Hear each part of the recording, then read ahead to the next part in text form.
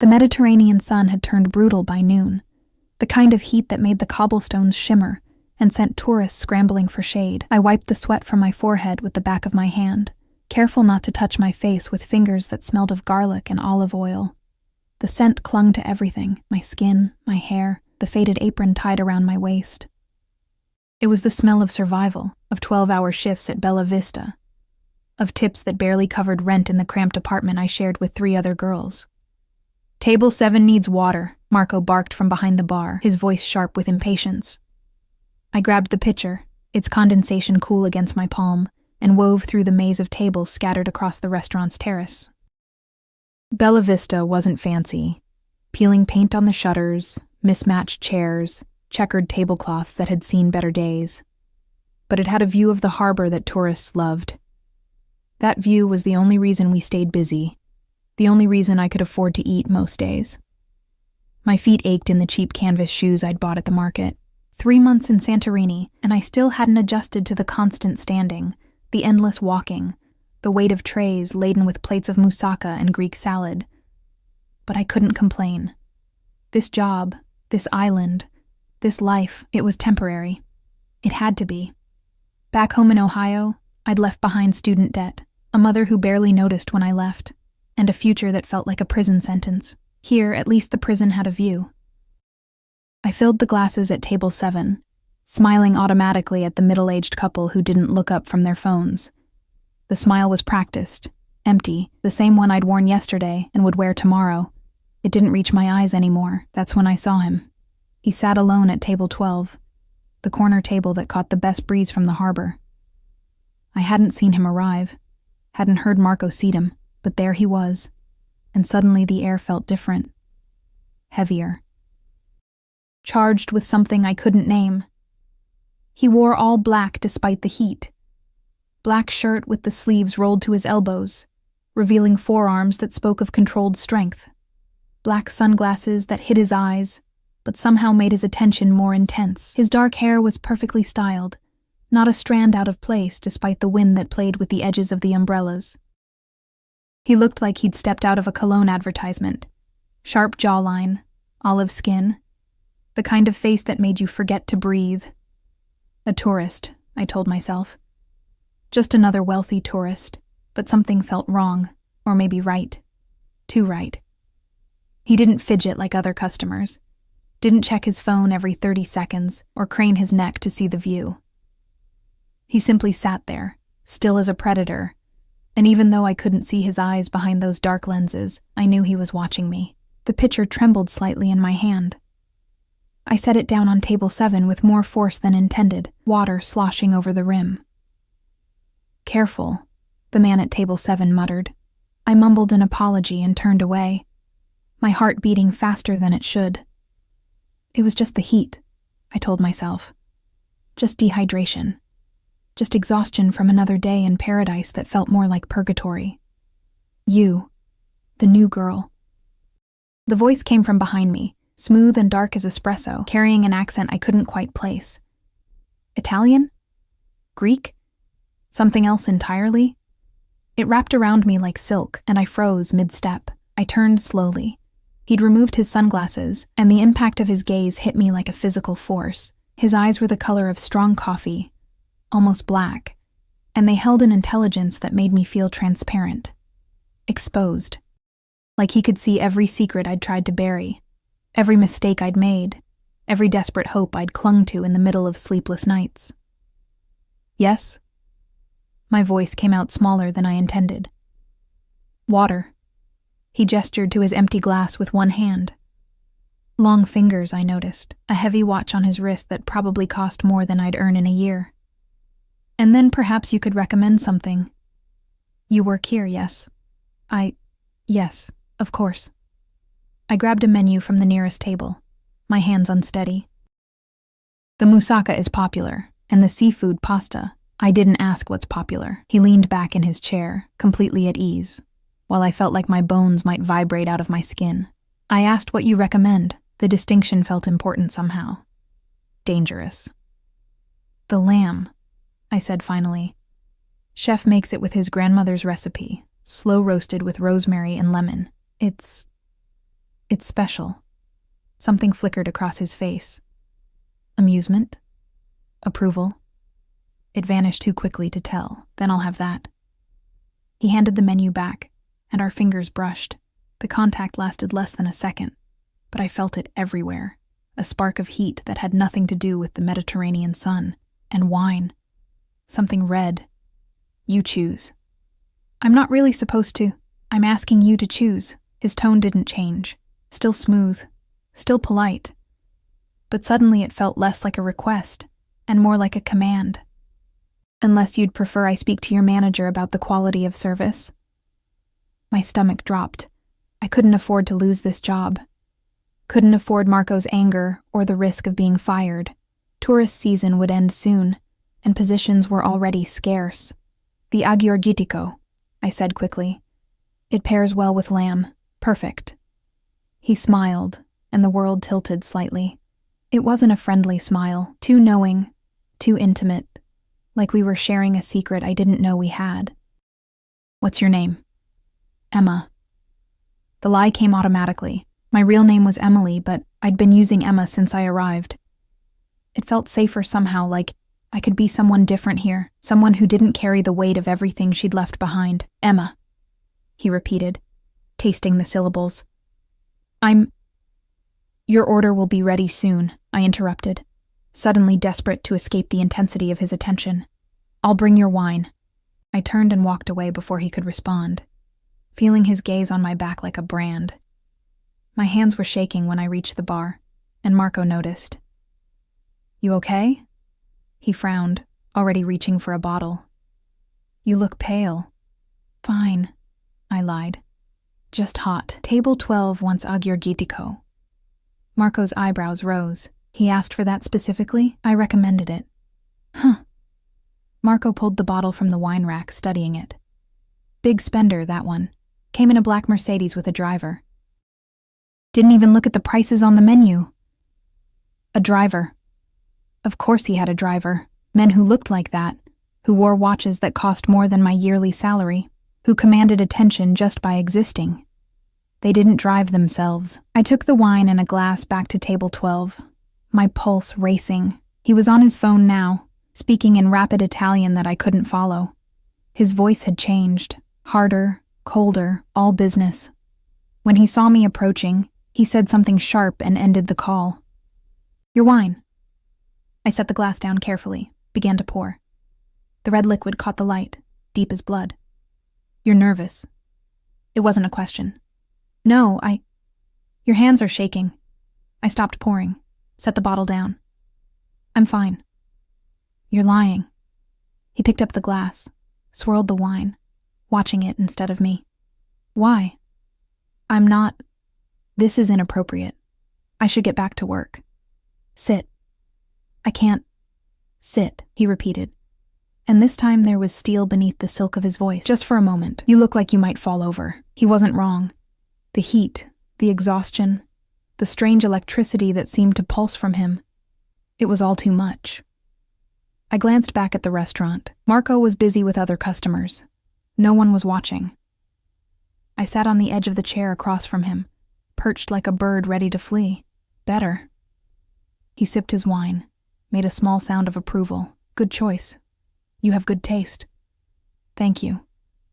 My throat felt dry, but I really should. How long have you been in Santorini? 3 months. And before that? America, Ohio. Why was I telling him this? Why couldn't I seem to remember how to keep my mouth shut? Far from home. Something in his voice had shifted again, gone softer. Running from something or running to something. The question hit too close. I stood abruptly, the chair scraping against stone. I need to check on your food. Emma. The way he said my name, my fake name, made it sound like a caress in a cage all at once. Don't run from me. I'm not running. I'm working. Of course. He inclined his head, a gesture that somehow felt like a king dismissing a subject. Go, but you'll be back. It sounded like a promise, or a threat. I fled to the kitchen, my heart hammering. What was wrong with me? He was just a tourist, just another wealthy man passing through, someone who'd be gone tomorrow or the next day. someone I'd never see again. But when I brought out his lamb 20 minutes later, perfectly plated with roasted vegetables and that rosemary lemon sauce that made my mouth water, he was still watching me with those dark, knowing eyes. "Sit with me while I eat," he said. "I can't. There are other customers. They can wait. My boss will be compensated for your time." He pulled out his wallet, leather, expensive, and laid several bills on the table. Euros. A lot of them. More than I'd make in a week. "Sit." I sat. He cut into the lamb with precise movements, everything about him controlled and deliberate. "Tell me about Ohio." "There's nothing to tell. Everyone has a story, Emma. What's yours?" The question escaped before I could stop it. Bold and stupid and dangerous. He smiled again, that same unsettling smile. "You first."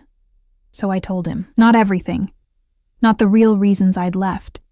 Not the shame of my mother's indifference or the suffocating weight of a future that felt predetermined. But I told him about the small town, about wanting more, about ending up here washing dishes and serving tourists who barely saw me. He listened like my words mattered, like I mattered. "And you?" I asked when I finished. "What brings you to Santorini?" "Business." He took another bite of lamb, savored it. "You were right about this." "It's excellent." "What kind of business?" "The kind that requires discretion." A non-answer.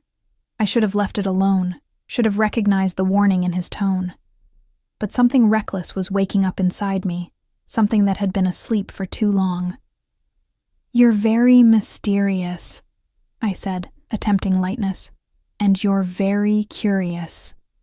He set down his fork, leaned forward.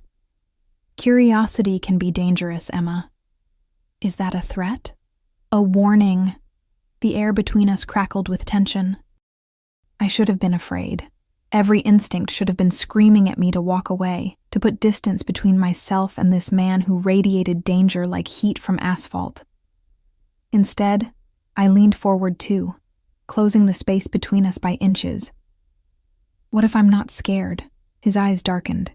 "You should be." "Why?" The word came out breathy, almost a whisper. What was I doing? This wasn't me. I didn't flirt with dangerous strangers, didn't play with fire. But something about him pulled at me, made me want to shed my careful caution like an old skin.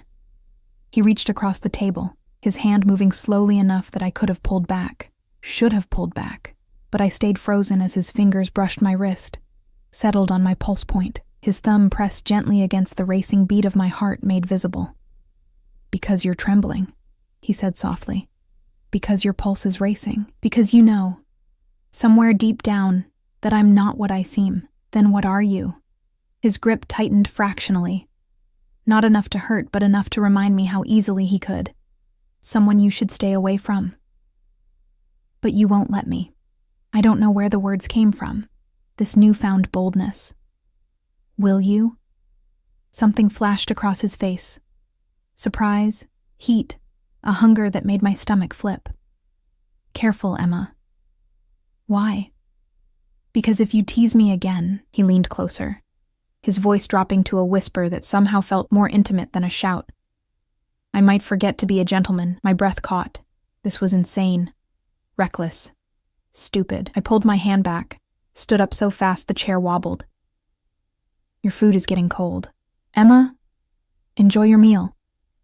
I walked away on shaking legs, didn't look back even though I felt his gaze following me across the terrace. Marco caught my arm as I passed the bar.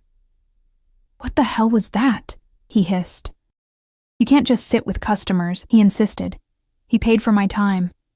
I showed him the bills still clutched in my hand. "See?" Marco's eyes widened at the amount. "Cristo, what did he want?" "Just to talk. Men like that don't pay that much just to talk, Emma." He looked past me to table 12, and something in his expression shifted. Fear? Respect.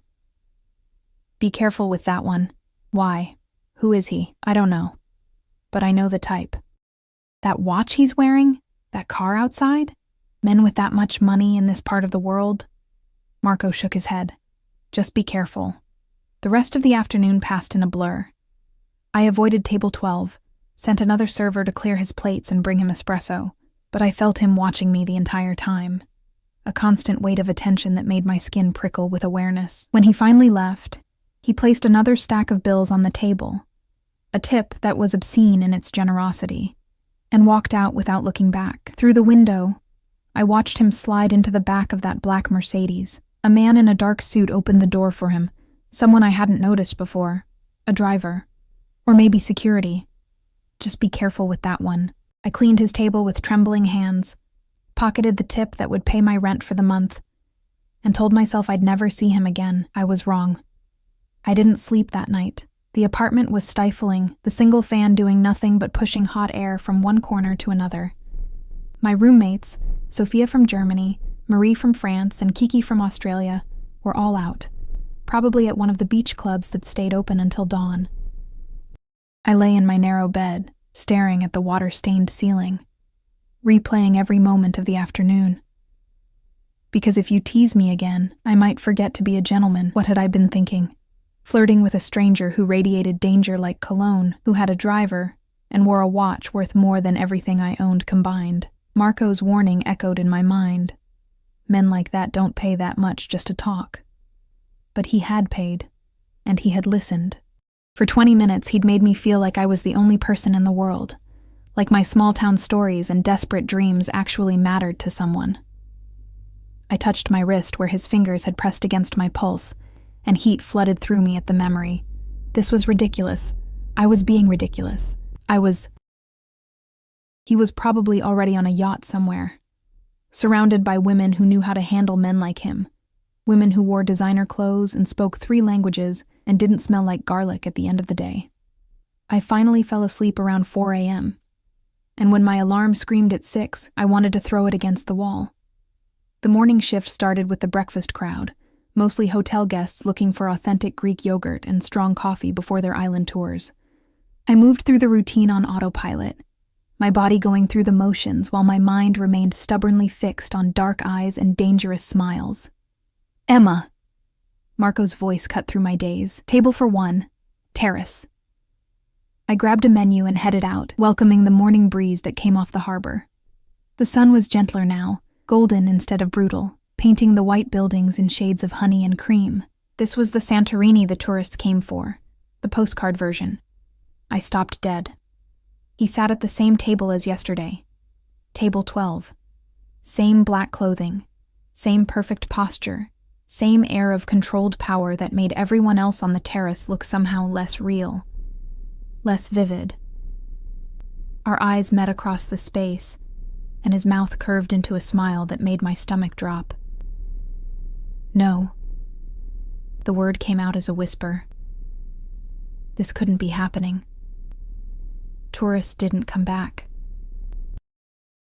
They ate once, tipped well if you were lucky, and disappeared into the endless stream of faces that blurred together after a while. But he wasn't moving, wasn't leaving, was looking at me like he'd been waiting. My feet carried me forward against my better judgment. Good morning, Emma. He said it like a greeting and a question and a promise all at once. I was hoping you'd be working today. Most tourists don't come back to the same restaurant twice. I set the menu down with more force than necessary, a small act of defiance. I'm not most tourists. He didn't touch the menu. Sit with me. It's the breakfast rush. I can't. Please. The please surprised me. Yesterday he'd commanded, expected obedience. Today he was asking, and somehow that felt more dangerous. I glanced back at the restaurant. Marco was watching, his expression unreadable. He gave a small nod. Permission. Or maybe a warning. I sat. You didn't sleep. He stated it as fact, not question, and I wondered what he saw in my face, the dark circles I'd tried to hide with concealer, the exhaustion that made my bones feel heavy.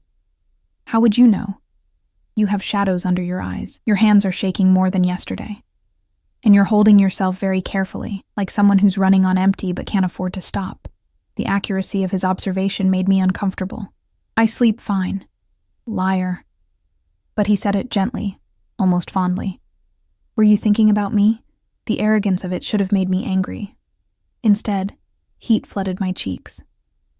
"You're very sure of yourself. That's not an answer. What do you want?"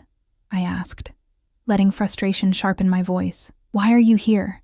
Why did you come back?" He leaned forward, elbows on the table, and the morning light caught the angles of his face. God, he was beautiful, dangerously, impossibly beautiful. "I came back for you." My heart stuttered. "You don't know me." "I know enough." His gaze traveled over my face like a physical touch. "I know you're running from something. I know you're scared of your own shadow, but yesterday you looked at me like you wanted to burn. I know you taste like courage and desperation in equal measure." I couldn't breathe properly. "That's insane. You can't just have breakfast with me." He cut through my protest, not as a server, as a guest.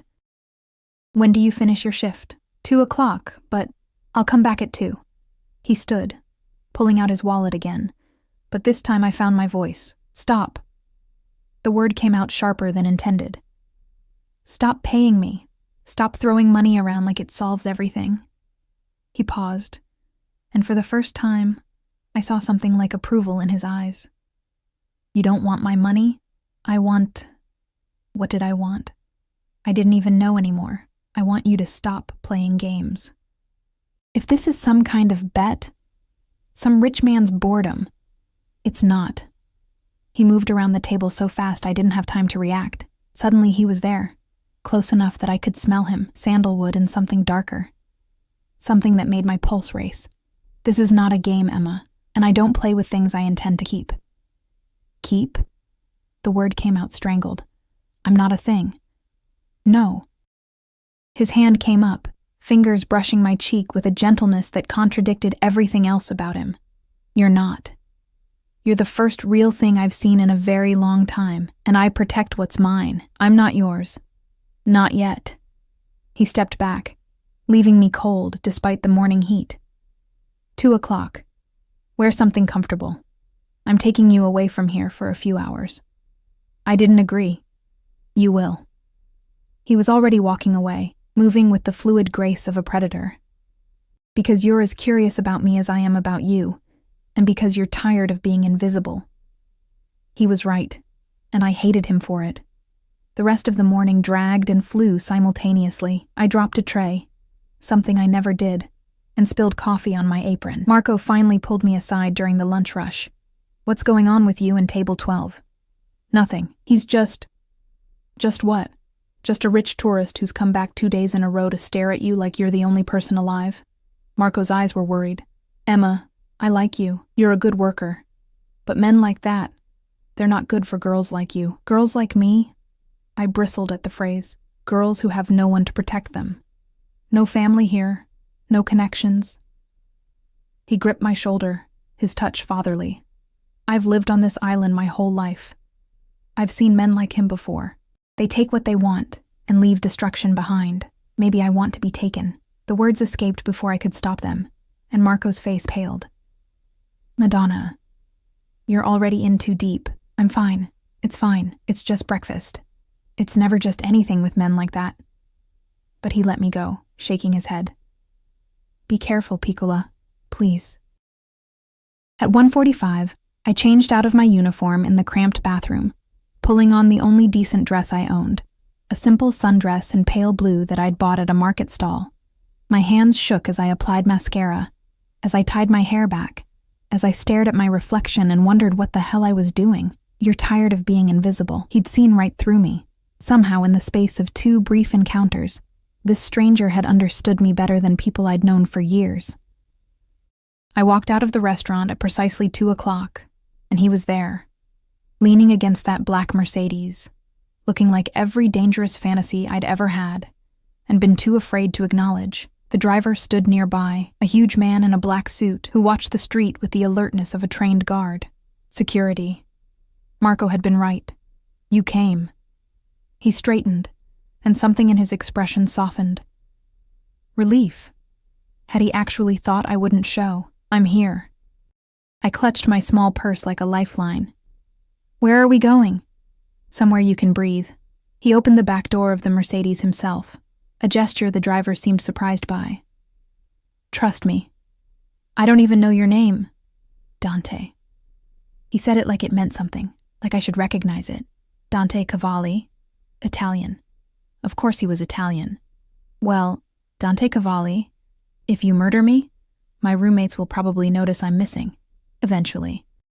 His laugh was unexpected, genuine and warm, and entirely at odds with the dangerous air he carried. "I'm not going to murder you, Emma. I'm going to feed you and let you ask all those questions I can see burning behind your eyes." The interior of the Mercedes was cool, leather seats so soft they felt like butter. I sank into them as Dante slid in beside me, close enough that I could feel the heat radiating from his body. The driver got in without a word, and we pulled smoothly into traffic. "Where are we going?" I asked again. "My villa. I've had lunch prepared." Alarm bells should have been ringing. Going to a strange man's house, alone, in a foreign country. It was every warning your mother gave you, every horror story you heard on the news. But I didn't tell him to stop, didn't ask to be taken back. The drive took 20 minutes, winding up through narrow streets away from the tourist areas, into the hills where the truly wealthy stayed. The villa appeared suddenly, white stone and blue shutters, perched on a cliff with a view of the caldera that stole my breath. "This is yours?" I breathed. "One of mine." He said it casually, like owning multiple villas was normal. "I have properties in several places." The driver, whose name I still didn't know, opened my door, his face expressionless. But I caught the way his eyes swept the area before letting me exit, the way his hand hovered near his jacket, definitely security. Inside, the villa was all white marble and expensive minimalism. Floor-to-ceiling windows showcased that impossible view. A table had been set on the terrace. White linens, crystal glasses, covered silver dishes that probably contained food I couldn't pronounce. "This is..." I turned in a slow circle, trying to process the absurdity of my situation. Yesterday I'd been invisible, serving tables to people who didn't see me. Today I was in a clifftop villa with a man who looked at me like I was precious. "This is insane. Sit." Dante pulled out a chair for me, and I obeyed without thinking. He sat across from me, began uncovering dishes: Greek meze, tzatziki, dolmades, grilled octopus, fresh bread that steamed when he broke it. "Eat. You barely touched anything this morning. You were watching me that closely? I watch everything about you closely."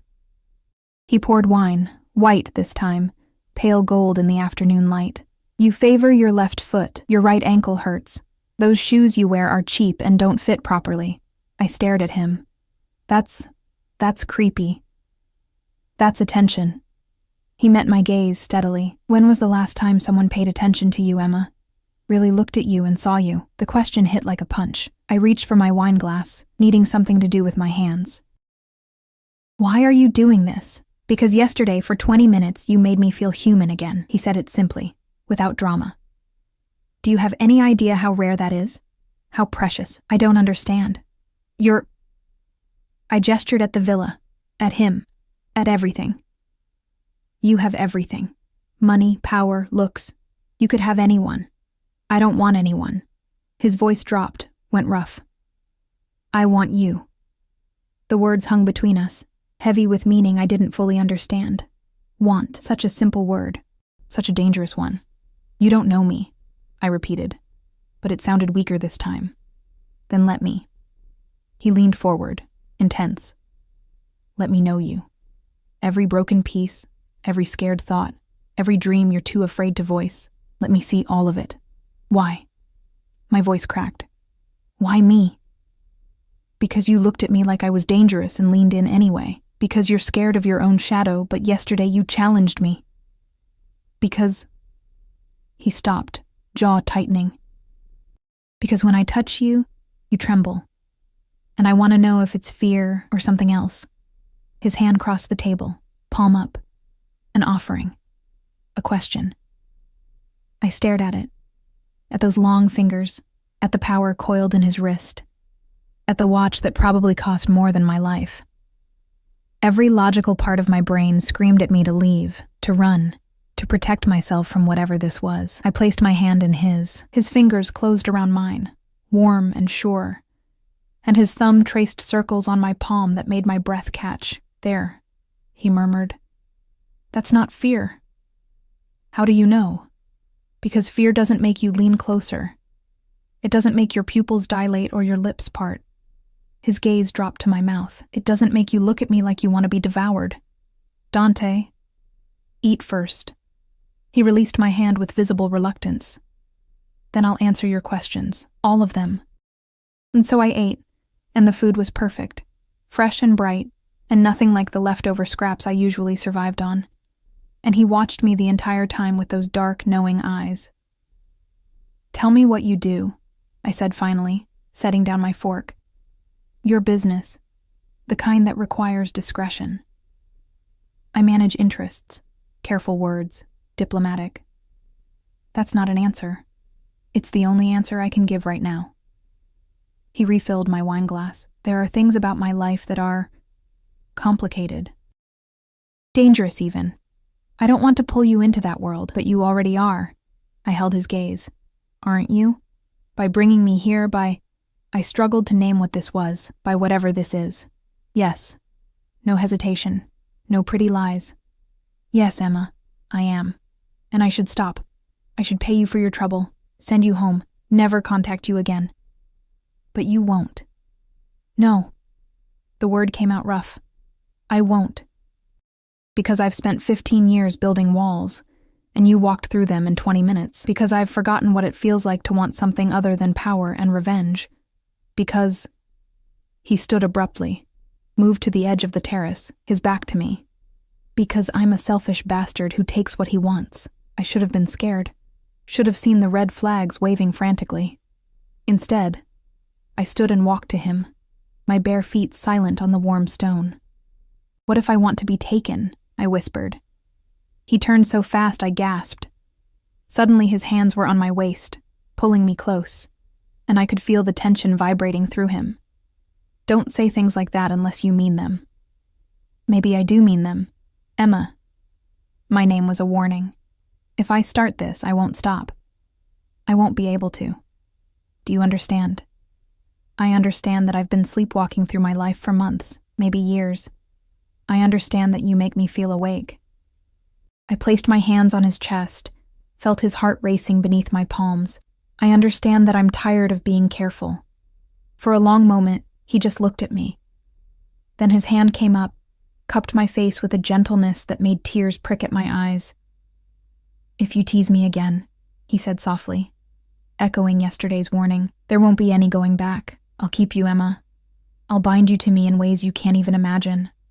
And I won't let you go. Promise?"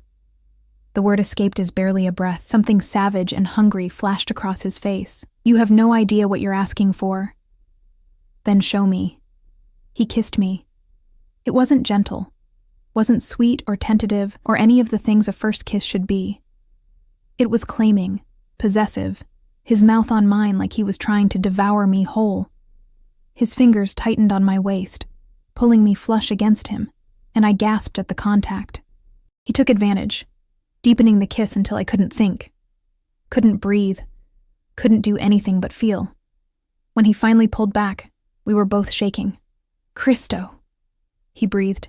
"You taste like—" His phone rang, shattering the moment. He ignored it, but it rang again. And again. "Answer it," I whispered. He pulled the phone from his pocket with a vicious curse, and his expression changed as he looked at the screen, went hard, cold, dangerous. "I have to take this."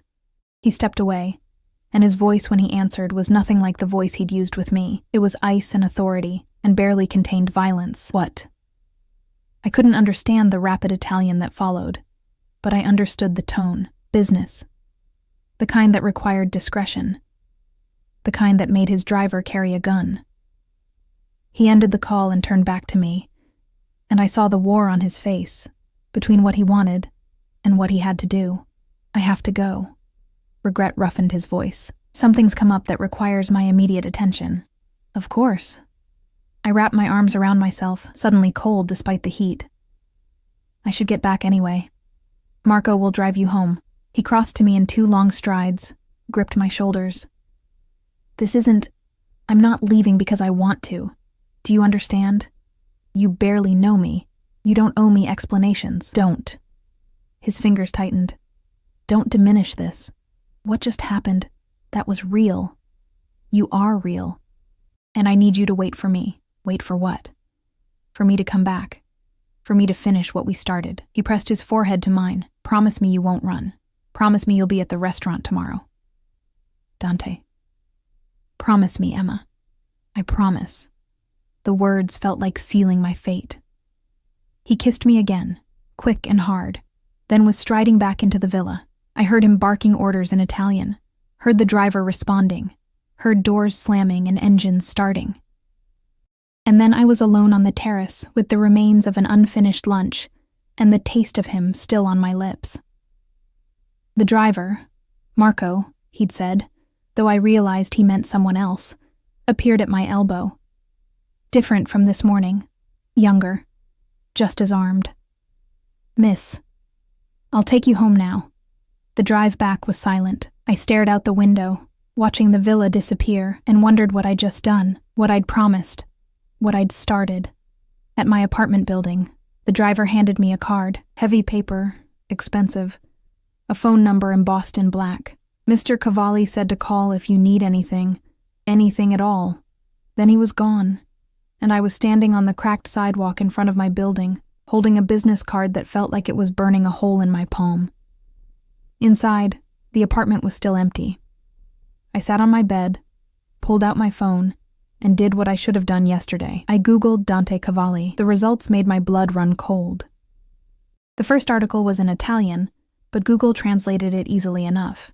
Dante Cavalli, heir to the Cavalli crime family, suspected in connection with... I stopped reading. Scrolled down. More articles. More words that made my apartment feel smaller, the walls closing in. Organized crime. Money laundering. The youngest Don in Naples. Dangerous. Ruthless. Untouchable. My hands were shaking so badly I almost dropped the phone. I set it down on the thin mattress, stared at the cracked ceiling, and tried to process what I'd just learned. Mafia. The man who'd kissed me, who'd looked at me like I was precious, who'd promised to come back. He was Mafia. I should have been terrified, should have deleted his number, blocked any way he could contact me, maybe even gone to the police. That's what a sensible person would do. Instead, I picked up his card and traced the embossed numbers with my fingertip. I'll keep you, Emma. I'll bind you to me in ways you can't even imagine. Now those words made sense. Now the driver with the gun made sense. The multiple properties, the casual wealth, the aura of danger that clung to him like expensive cologne. All of it made terrible, perfect sense. My phone buzzed. Unknown number.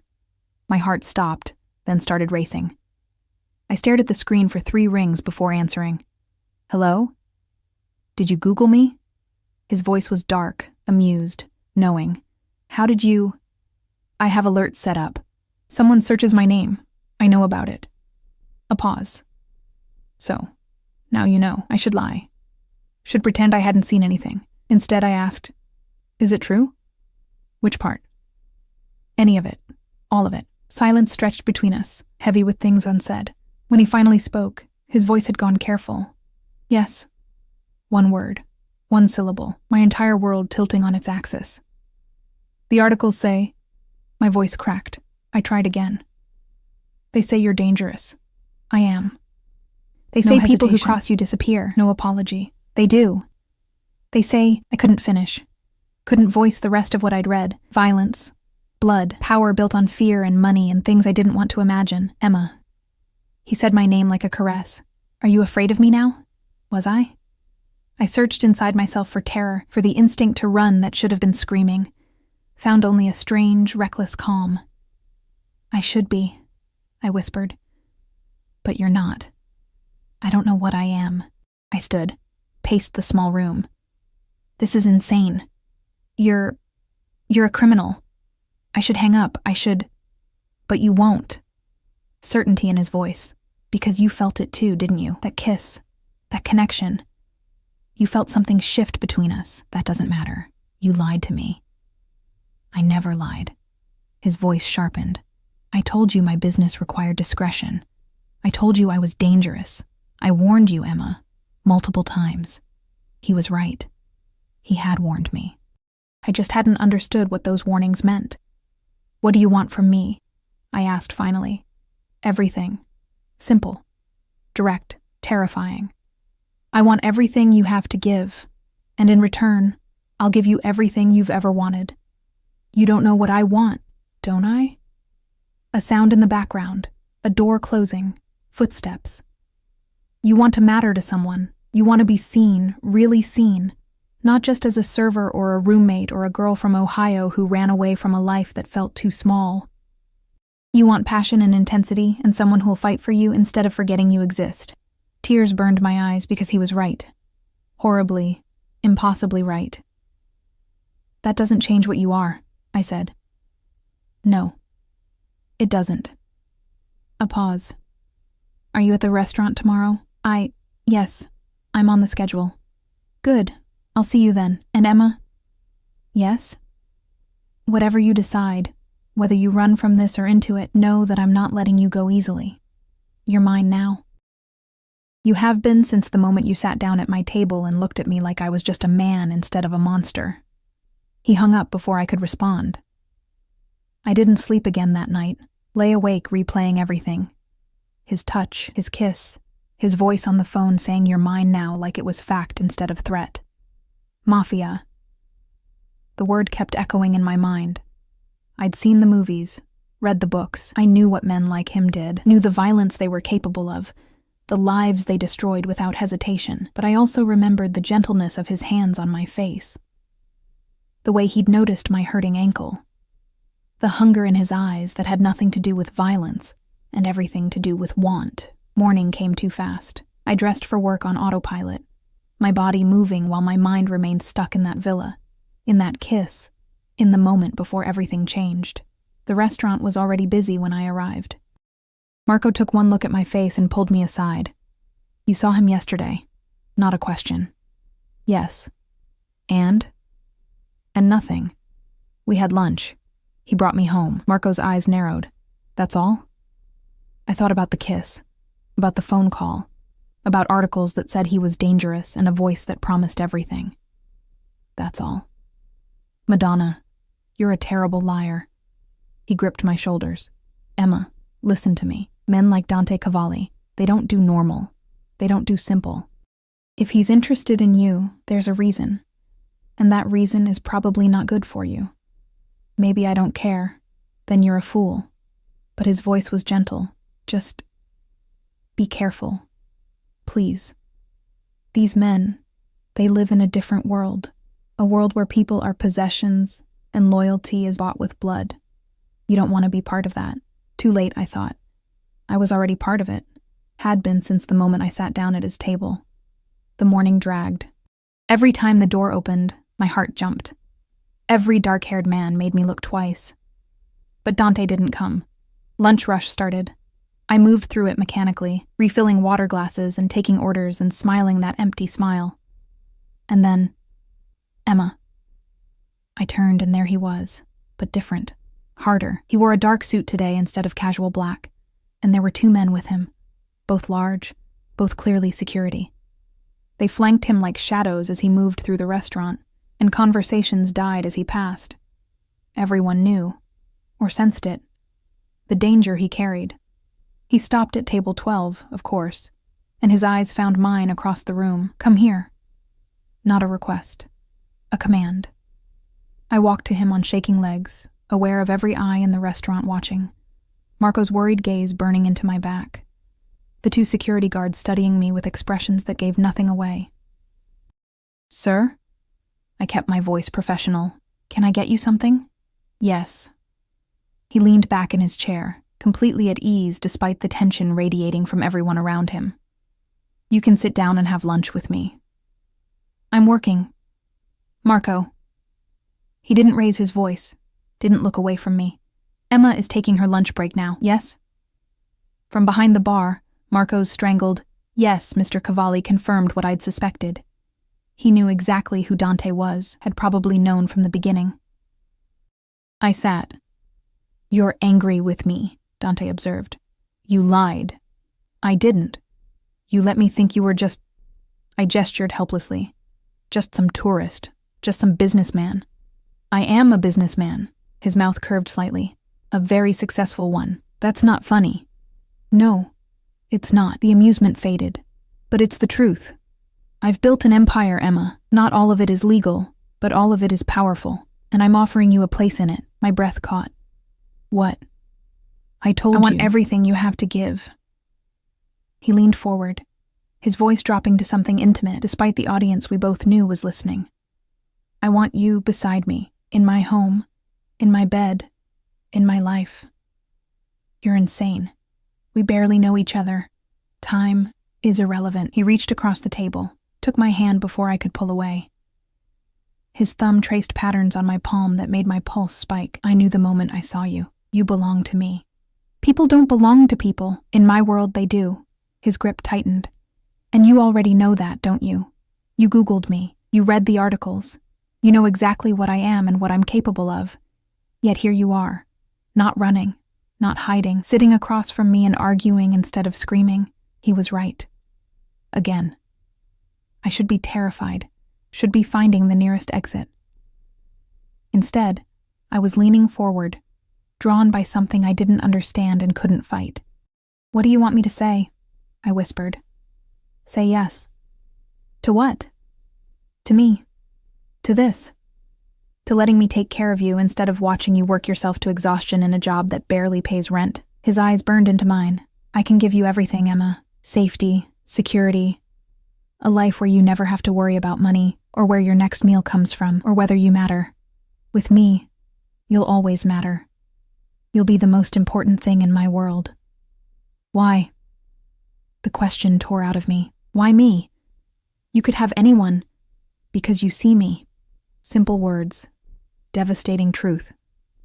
Not the money or the power or the reputation. You see the man underneath all of it. And that man wants you more than he's wanted anything in 15 years. One of the security guards stepped forward, whispered something in Italian. Dante's expression changed, went cold and hard in a way that made my stomach drop. He stood abruptly. I have to go. Business that can't wait. Of course. I started to pull my hand back, but he held on. Tonight. I'm sending a car for you at 8. Pack a bag. What? No, I can't just... Yes, you can. He raised my hand to his lips, pressed a kiss to my palm that felt like a brand. And you will. Because you're brave and reckless and tired of being invisible. Because you want this as much as I do. Even if you're too scared to admit it yet. Dante. 8 o'clock, Emma. Be ready. Then he was gone, his security flanking him as he strode out. The black Mercedes was waiting, door already open. He slid inside without looking back, and I was left standing in the middle of the restaurant with my palm still burning from his kiss. Marco appeared at my elbow. What did he say to you? He's sending a car. Tonight. And you're going to go. Not a question. I looked at him. This man who'd given me a job when I was desperate, who'd been kind when he didn't have to be, who was looking at me now with something like grief in his eyes. Yes, I whispered, I'm going to go. The apartment was chaos when I got home at 3. Sophia sat on the couch painting her nails, while Marie and Kiki argued in rapid-fire French and English about whose turn it was to clean the bathroom. They all stopped when they saw my face. What happened? Kiki asked, her Australian accent thick with concern. You look like you've seen a ghost. I set my bag down carefully, my hands still trembling. I need to pack. Pack? Sophia's eyes widened. Are you leaving? Going back to America? No, How did I explain this? How did I put into words what I barely understood myself? I'm going to stay with someone, for a while. Someone. Marie's tone turned knowing. A man. Yes. The one from the restaurant. Kiki leaned forward. The hot one with the Mercedes? Emma, you dark horse. It's not like that. Except it was exactly like that. Worse than that. It's complicated. Complicated how? Sophia had abandoned her nails, was watching me with sharp eyes. Emma, you've been here 3 months and you've barely spoken to anyone. Now suddenly you're moving in with some guy we've never met? I'm not moving in, I'm just... What was I doing? Visiting. with a packed bag. Marie's expression turned serious. This is not safe. You don't know this man. I know enough. Do you? Sophia stood, crossed to me. Because from where I'm standing, this looks like every true crime documentary I've ever watched. Beautiful stranger, expensive car, sweeps you off your feet. Stop. I held up a hand. I appreciate the concern, I do, but this is my choice, my decision. A decision based on what? A few lunches? Some pretty words? Kiki's voice had lost its usual lightness. Emma, we care about you. We don't want to see you get hurt. Hurt. The word echoed in my mind. Dante could hurt me in ways these women couldn't imagine, could destroy me completely if he chose. But he could also make me feel alive in ways I'd never experienced. I'll be careful, I said finally. Will you? Marie asked softly. Or are you already in too deep? I didn't answer. Couldn't answer. Because she was right. I packed slowly, methodically. A few dresses, toiletries, the small collection of books I'd brought from home. Everything I owned fit into one battered suitcase, a depressing reminder of how little I'd accumulated in 23 years of life. My phone buzzed. A text from an unknown number. The car will arrive at 8. Dress nicely. We have dinner plans. Dinner plans. Like this was normal. Like I was normal. Like we were a normal couple doing normal things. I pulled out the only nice dress I owned. Black, simple, bought from a thrift store before I left Ohio. It would have to do. At 7:45, I stood in front of the bathroom mirror applying mascara with shaking hands. Behind me, I could see the reflection of my 3 roommates sitting on the couch, watching me with identical expressions of worry. At least text us, Sophia said finally. Let us know you're okay. I will. And if anything feels wrong, anything at all, you call us, or the police, or both. Kiki's jaw was set. Promise. I promise. At precisely 8 o'clock, a knock sounded on the door. I opened it to find a different driver than yesterday. Older, with silver at his temples and eyes that had seen too much. He gave a slight bow. Miss Emma, I'm Giorgio. Mr. Cavalli sent me to collect you. Collect me. The phrase made me sound like luggage. Giorgio's mouth twitched. To escort you, if you prefer. May I take your bag? I handed it over, ignored my roommate's whispered protests, and followed him down 3 flights of stairs to where a different Mercedes waited, this one even more luxurious than yesterday's, all gleaming black paint and tinted windows. The interior smelled of leather and something else. Danger, maybe. Or destiny. Where are we going? I asked, as Giorgio pulled smoothly into traffic. Mr. Cavalli's home. He's waiting for you there. Home. Not the villa from yesterday, I suspected. Somewhere else. Somewhere more permanent. The drive took 40 minutes, winding through increasingly exclusive neighborhoods, until we reached a gated estate that made the villa look modest. High walls, security cameras, armed guards at the entrance who waved us through after Giorgio showed credentials. The house, calling it a house felt inadequate, rose before us. 3 stories of white stone and glass, lit from within like a jewel box.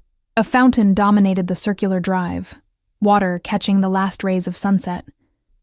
Giorgio opened my door. Mr. Cavalli is in the main salon. I'll show you. Inside was even more impressive. Marble floors, soaring ceilings, art that probably cost more than I'd earn in a lifetime. My canvas shoes squeaked on the polished stone, and I became acutely aware of how out of place I was. Dante stood by floor-to-ceiling windows overlooking the sea, his back to me. He'd changed. Dark slacks and a white shirt with the sleeves rolled up, exposing those forearms that had haunted my dreams. A crystal tumbler of amber liquid sat on the table beside him. Thank you, Giorgio. He didn't turn. That will be all. The door clicked shut behind me, and suddenly we were alone. You came, he said softly. Did you think I wouldn't? I hoped you wouldn't. Finally he turned, and the expression on his face stole my breath. Raw hunger mixed with something gentler. Relief, maybe. For your sake, I hoped you'd be smart enough to run. I'm not smart. I set my purse down carefully, apparently. No. He moved toward me with that predator's grace. You're brave. Stupidly, recklessly brave. It's going to get you hurt. By you? Never by me. He stopped inches away, close enough that I could feel the heat radiating from his body. I'd burn the world down before I let anyone hurt you, including myself. Pretty words. Truth. His hand came up, cupped my face. I don't say things I don't mean, Emma. When I tell you that you're mine, when I promise to protect you, those aren't empty promises, they're vows. You barely know me.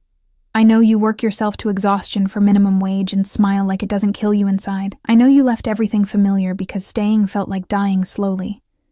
I know you've been invisible so long you've forgotten what it's like to be seen. His thumb traced my cheekbone. I know that when I kiss you, you taste like coming home. Tears burned my eyes. Stop. Why? Because you're making this harder, making me want things I shouldn't want, making me forget that you're dangerous. I am dangerous. He said it fiercely. I'm the most dangerous thing you'll ever encounter. But not to you. Never to you. For you, I'm safety. I'm sanctuary. I'm the one person in this world who will never let you fall. How can you promise that? You deal in violence? Yes, I do. I've killed men, Emma. I've ordered deaths and destroyed lives and built my empire on blood and fear.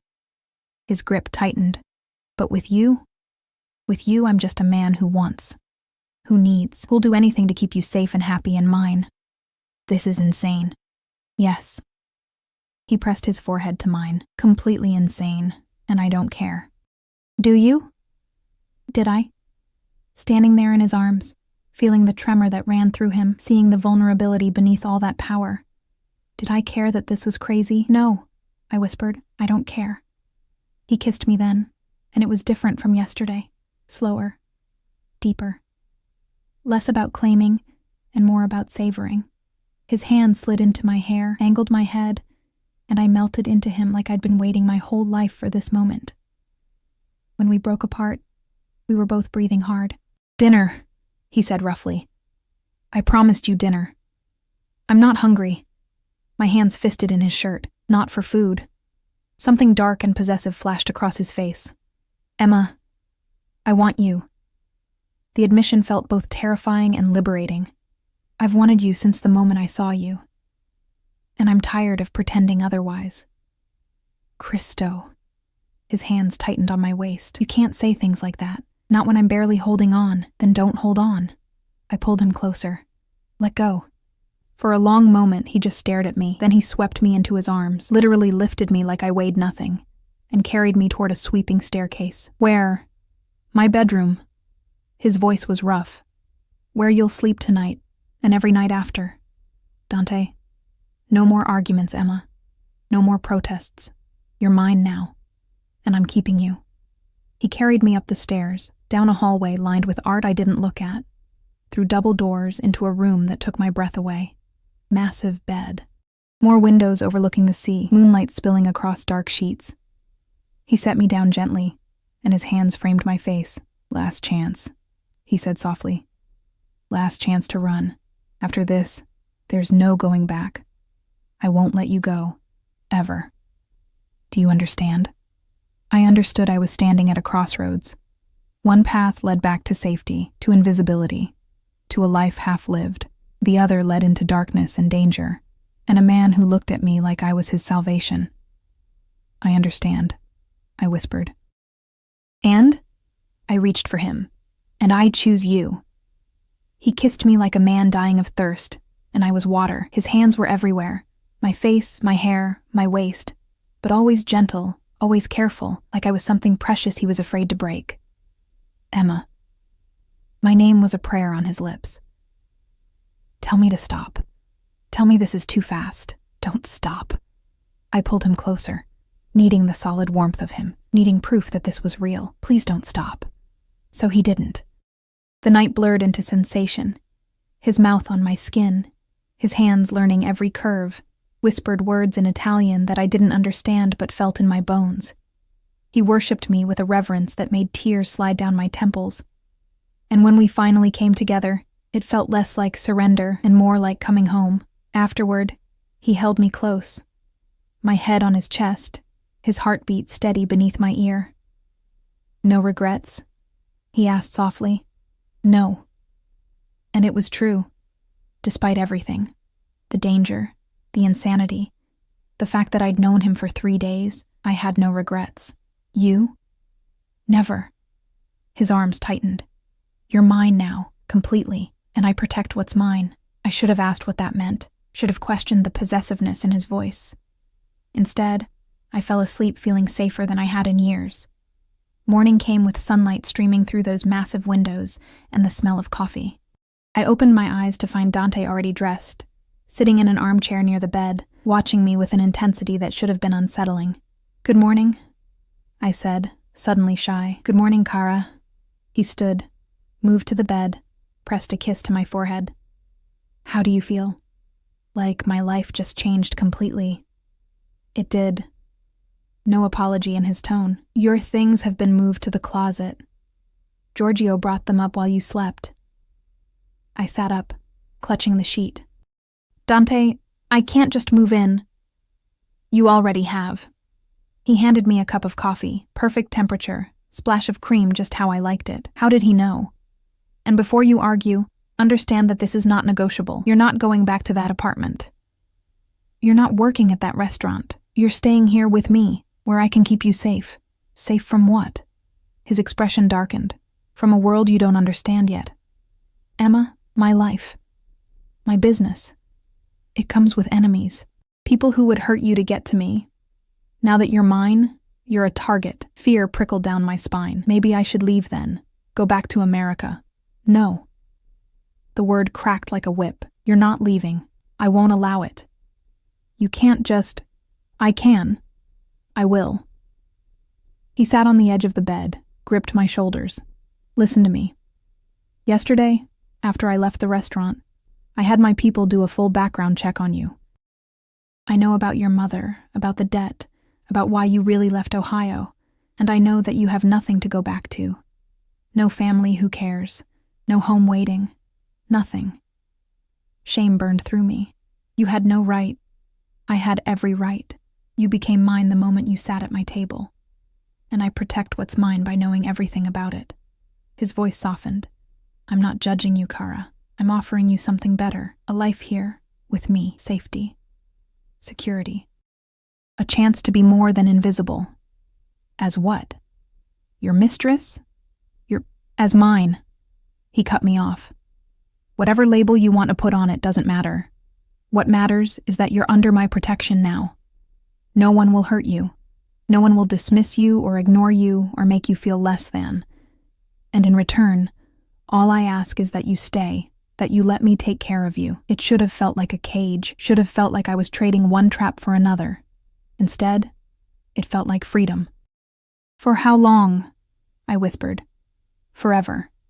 Simple, direct, terrifying. "I told you, Emma, I don't let go of what's mine." 3 weeks passed in a blur of luxury and learning. Dante was gone during the days. Business, he said, and I didn't ask for details, but the nights were ours. He took me to private dinners at restaurants that didn't have prices on the menu, bought me clothes that cost more than my former rent, introduced me to a world of wealth and power that felt both intoxicating and dangerous. But there were rules.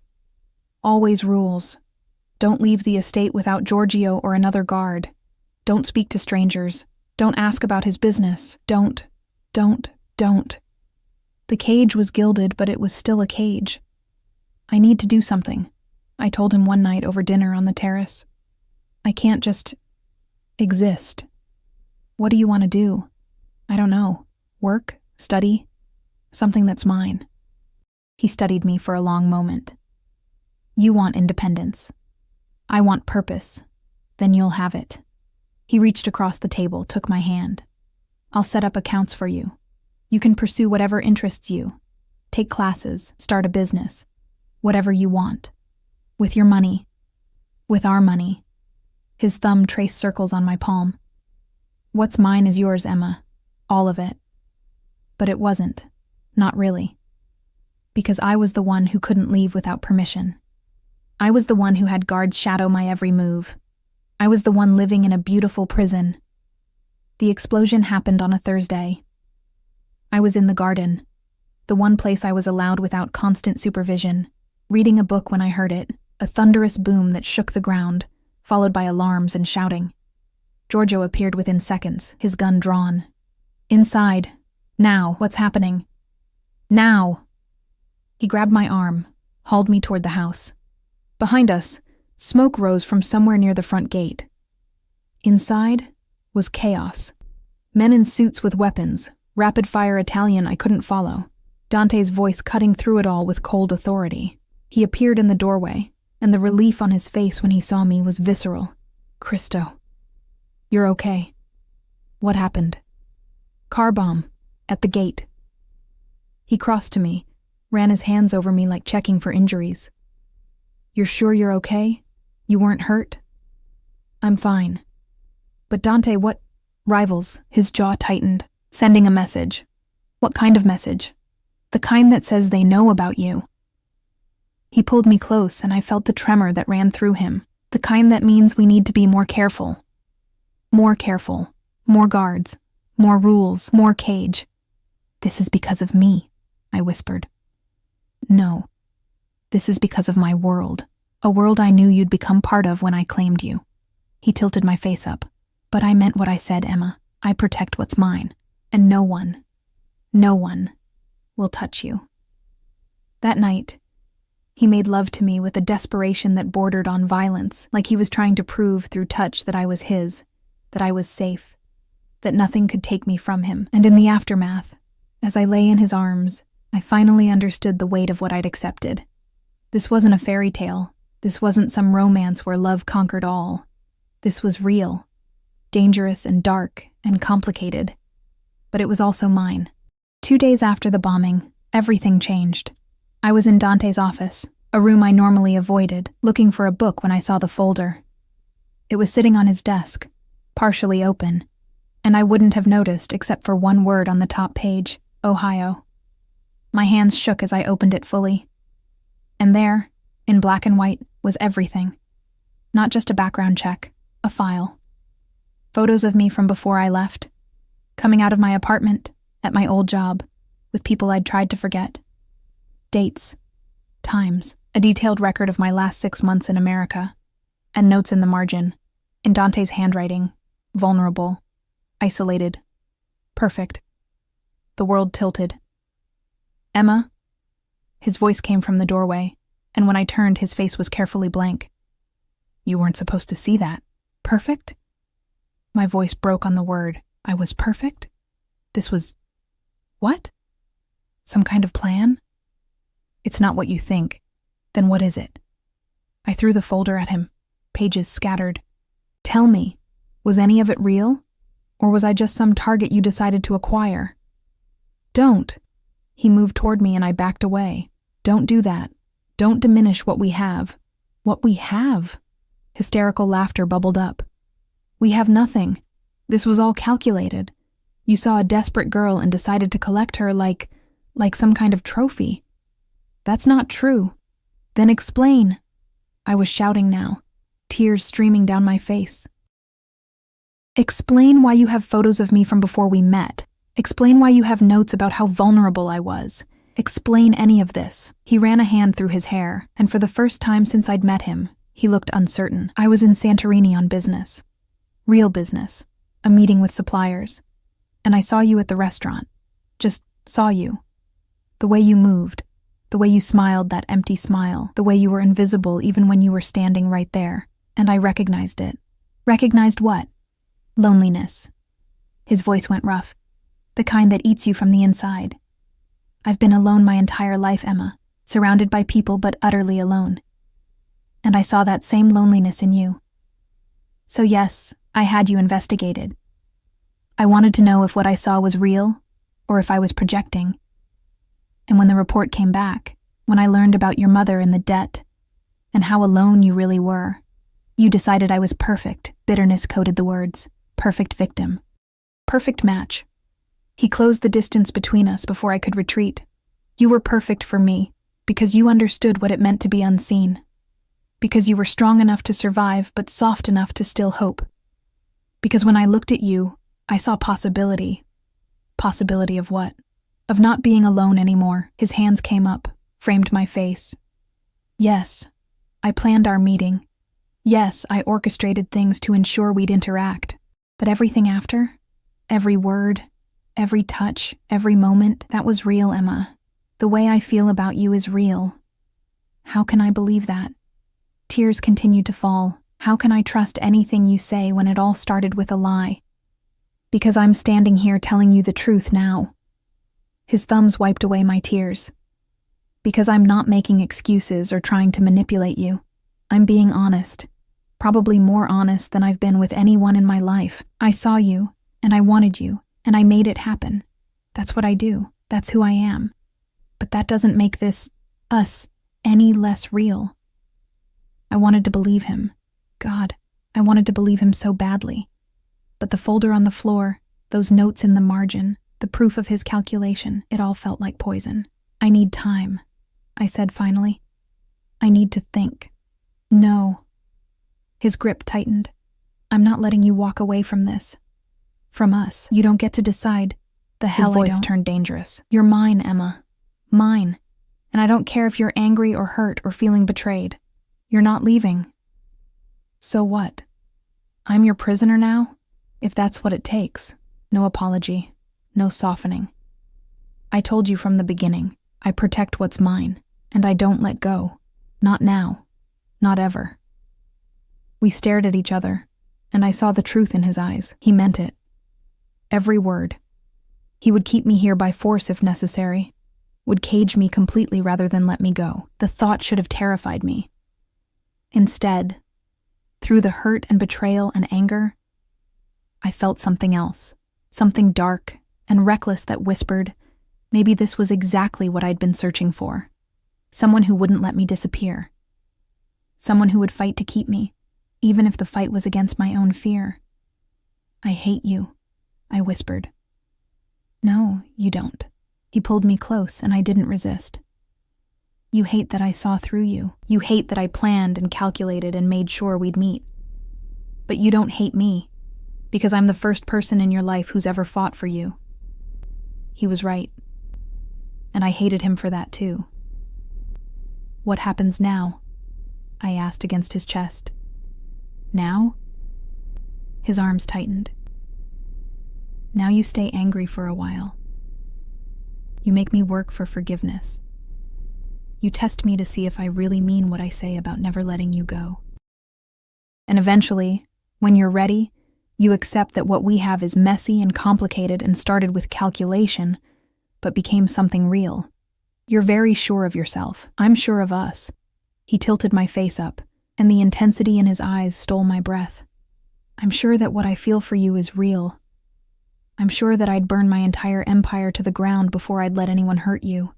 I'm sure that spending the rest of my life proving to you that you matter, that you're seen and wanted and loved, is exactly what I meant to do. Loved? The word caught in my throat. Yes. No hesitation. I love you, Emma. Probably loved you from the moment you sat at my table and looked at me like I was just a man. And I'll spend every day proving it. I should have pushed him away, should have demanded he let me go. Should have run back to my small life, where the worst that could happen was invisibility. Instead, I kissed him. Because maybe love that started with calculation could become something real. Maybe a cage made of protection and possessiveness could still be freedom. Maybe being seen, really, truly seen, was worth the danger that came with it. I'm still angry, I murmured against his lips. I know. And I don't forgive you. I know. But I'm not leaving. I know that too. He deepened the kiss, and I felt his smile. Because you're mine, and I'm yours. And that's all that matters. 6 months later, I stood in the garden watching sunset paint the sky in shades of fire. The estate had become home. The guards had become familiar faces. The life I'd once found suffocating had become the air I breathed. Dante's arms came around me from behind, and I leaned back into his warmth. Happy? He asked. Was I?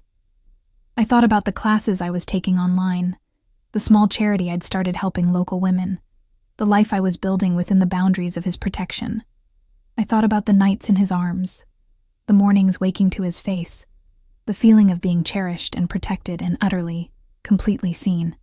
Yes, I said, and meant it. I'm happy. Good. He pressed a kiss to my temple. Because I have something for you. He handed me a small velvet box, and my heart stuttered. Dante, open it. Inside was a ring, not an engagement ring, something else. A band of white gold with words engraved inside. Mia per sempre, mine forever. It's a promise, he said softly, that you'll always be seen, always protected, always loved, that you'll never be invisible again, that what we have, this messy, complicated, beautiful thing, will last forever. I slipped the ring on, felt its weight settle like an anchor, like a promise, like home. Forever, I echoed. And in his arms, in the garden of our gilded cage, I finally understood that sometimes freedom isn't about escaping. Sometimes it's about finding someone who sees you so completely, who holds you so carefully, who loves you so fiercely that their protection becomes your wings instead of your chains. I'd come to Santorini looking for something more, and I'd found it in the most unexpected place, in the arms of a dangerous man who'd seen me when I was invisible, who'd chosen me when I felt worthless, who'd loved me when I'd forgotten how to love myself. I love you, I whispered. I know, he said. I've known since the beginning, since the moment you looked at me and leaned in instead of running away. Since you chose danger over safety and me over everyone else. I've always known.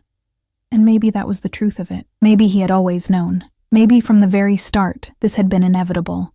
Two lonely people finding each other across a crowded terrace, recognizing in each other the possibility of being whole. The sun set over the Mediterranean, painting everything in gold, and I stood in the arms of the man who'd claimed me, kept me, loved me, and for the first time in my life, I was truly, completely